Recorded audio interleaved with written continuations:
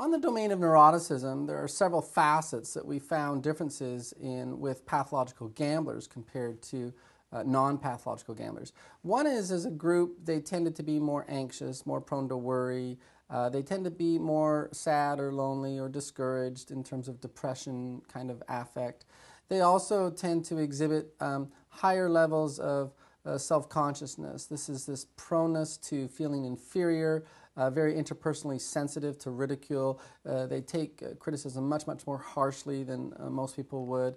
We also find this facet on neuroticism of impulsivity, that they tend to give in to cravings and urges, have difficulty resisting those.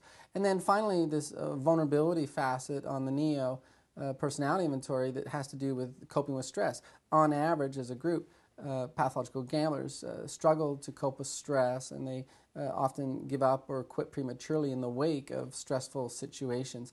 Collectively, those characteristics are much more pronounced in pathological gamblers, meaning they're more anxious, they're more sad or depressed, they're interpersonally sensitive to ridicule, they see themselves as being a little bit more inferior perhaps, and then these characteristics of impulsivity, difficulty giving into cravings and urges, and stress proneness. So those are the characteristics and attributes that we find on the domain of neuroticism amongst pathological gamblers that are significantly more problematic in that population compared to non-pathological gamblers and healthy control groups.